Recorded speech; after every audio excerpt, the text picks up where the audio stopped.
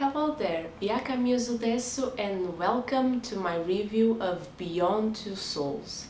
So this is the first time I do a review about a David Cage game, although I have played two others. So two other games from Quantic Dreams, which are Heavy Rain and Detroit Become Human. I will do references to the games throughout this review, but the reason I didn't do reviews about those games was because now I have access to taking screenshots and making them a part of my videos, so I could do that for Beyond Two Souls, but I didn't have the opportunity to do that for the other two. About Beyond Two Souls. So I had already played, so the first game I played was actually Detroit Become Human because I was really curious about the story. And after playing it and enjoying the story and the mechanics so much, I thought, let's see what the other games that were unleashed before this one are about. So I bought the pack of Heavy Rain with Beyond Two Souls. I started with Heavy Rain and it was enjoyable, not my favorite. I can say confidently after playing these three games that Heavy Rain, in terms of story and mechanics, is in last place comparing to the other two. But Beyond Two Souls is really interesting. Beyond Two Souls, I had two options. I could play it in their original version, which is the events are not in chronological order, or you could play it in chronological order, which is called, I think, the remix version. I'm not sure. But I decided to play as the original, and I didn't try, of course, the chronological order, but I think the story has more impact when you don't play it in chronological order. But it's my opinion, I didn't play the other way around, so it's really interesting because you start with what you think is Jodie, trying to tell you what was her life until the point that she is now. So her life, she starts to introduce like a kind of flashback into her story, and you will follow her life since she has had special powers since she was a baby, so you will follow her life until, I don't know, almost her 30s. I think it's about that, I'm not sure of the ages. And Jodie has a special power. It's not exactly a power, so since she was a baby, she's connected to some kind of creature or soul that is able to talk to her and to interact with physical things. And she calls that soul Aiden. So she's kind of a two-in-one pack. She's in this world, she's a normal person, but she has this soul that is always attached to her, that talks with her, and sometimes he does what she says, and other times he can take his own initiative and do things in his own accord. So, for example, if Jodie is in trouble, Aiden can do something even if she is not awakened or completely fine.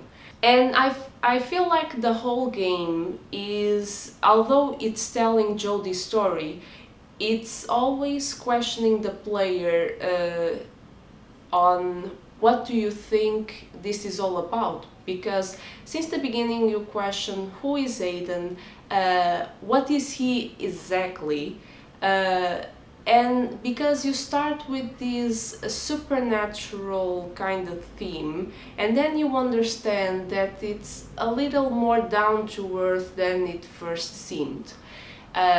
You have so Jodie has been basically growing up in research facilities, She has contact with Dawkins and Cole, which will basically represent her parents, because you, of course, this review has spoilers, and you discover later on that her parents, which leave her at the research facility, are not actually her real parents, but instead her adoptive parents, because her mother was also a test subject, and they took her daughter after she was born, because her mother also had special powers.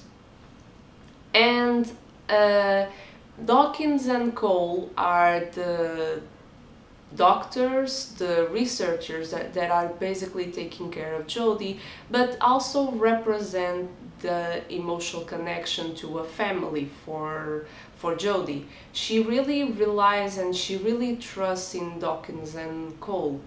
And then you can see when she grows up, apparently the CIA takes an interest in her abilities and decides to give her military training so she can do missions for them.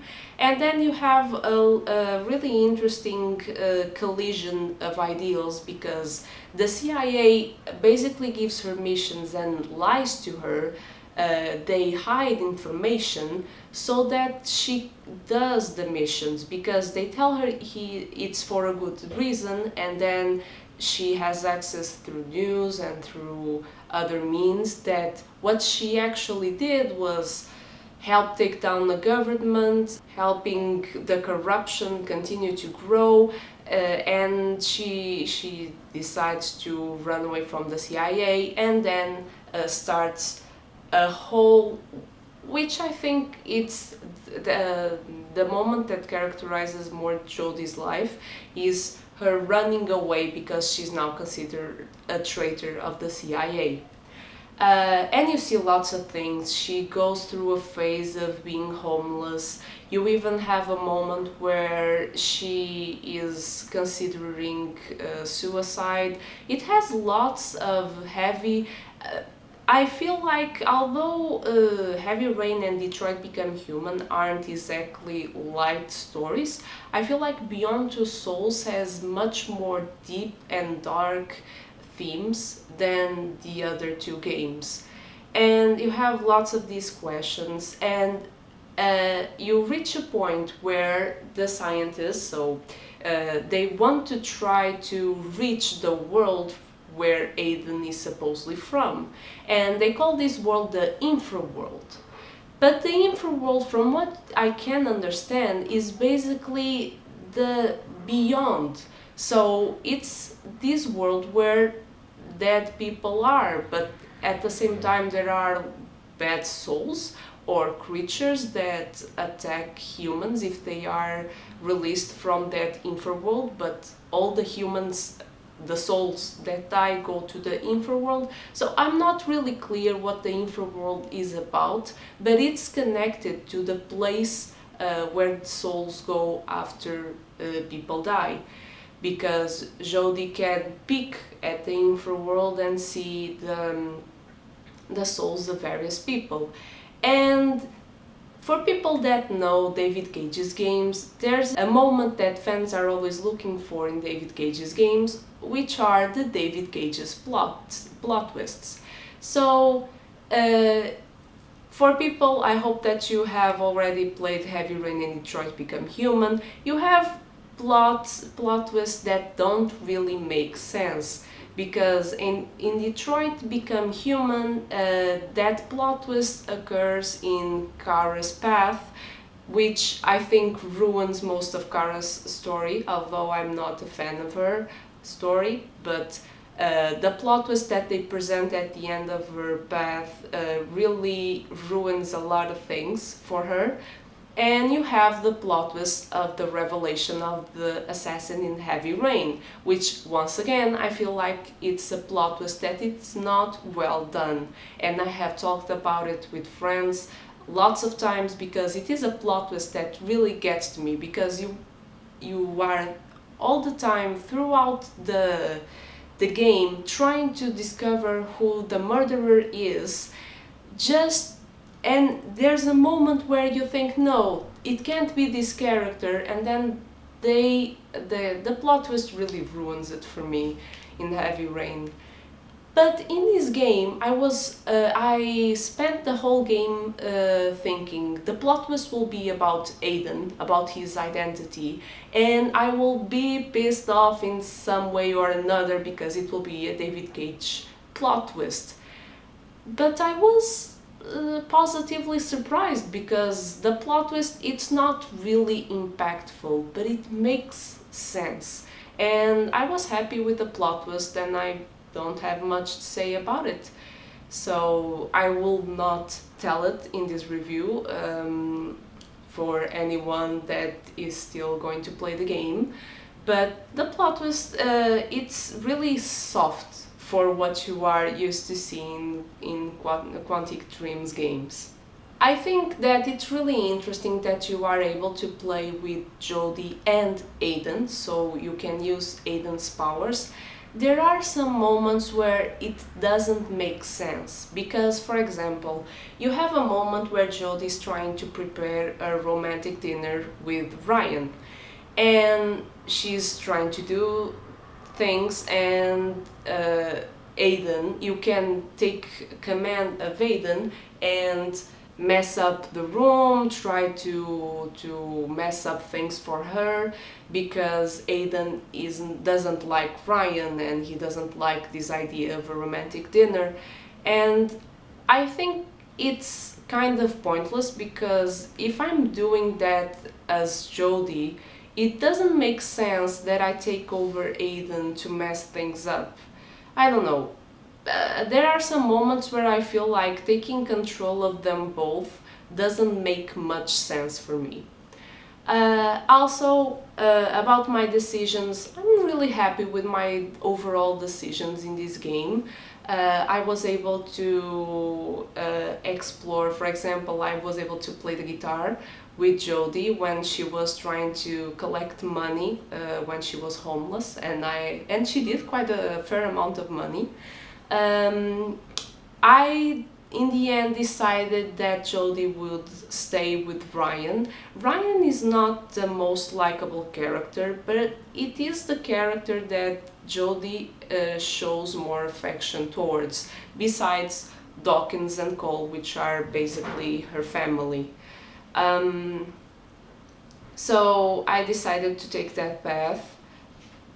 I'm happy with the decisions. I was also happy that I could understand the mechanic of dodging and counterattacking when you are in fights, because that's an interesting mechanic. Sometimes it's not really intuitive the way you do it, but it was interesting nonetheless, and it was quite well made, and it makes the gameplay quite dynamic, which is rare in these sort of light novel, decision-driven games.